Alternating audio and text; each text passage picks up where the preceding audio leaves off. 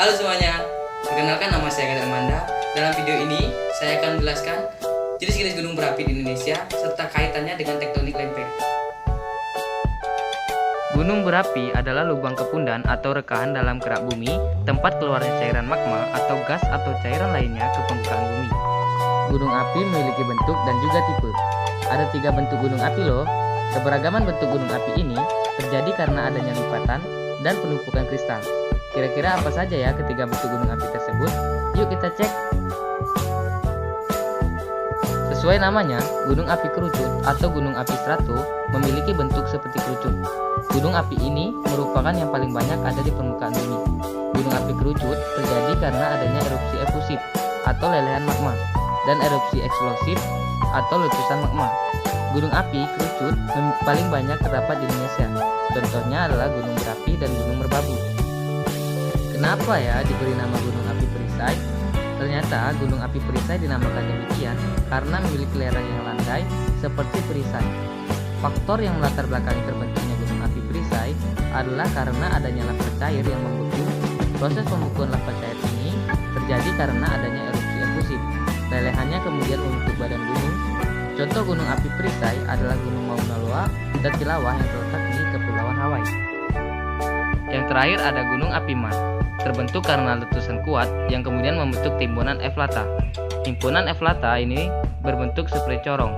Lereng gunung api corong tidak terlalu curam dan memiliki kepundan, yaitu bagian tengah yang kedap air.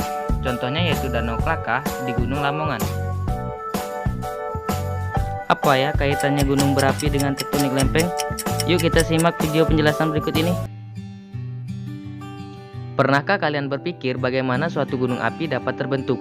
Mari kita cari tahu bersama-sama.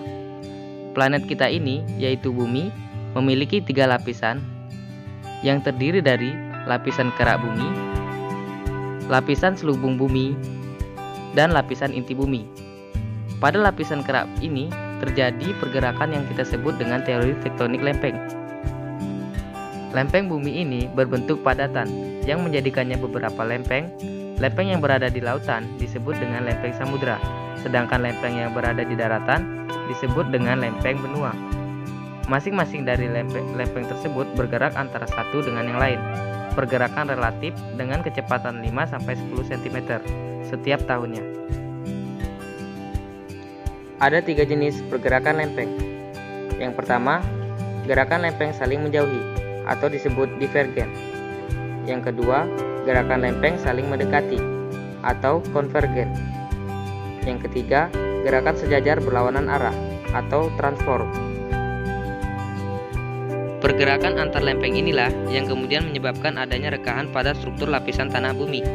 Rekahan tersebut yang kemudian dimanfaatkan oleh magma bertekanan tinggi yang terdapat di dalam bumi, hasil dari pergerakan lempeng sebagai jalur untuk keluar. Hal ini sesuai dengan sifat magma. Untuk mencari tempat dengan tekanan rendah, setelah berjuta-juta tahun lamanya, akhirnya magma mencapai permukaan dan meletus mengeluarkan isi magma. Magma yang keluar dari dalam bumi mengalami pembekuan dan menjadi batuan-batuan beku. Tumpukan dari batuan-batuan beku tersebut menjadi penyusun dari sebuah gunung api.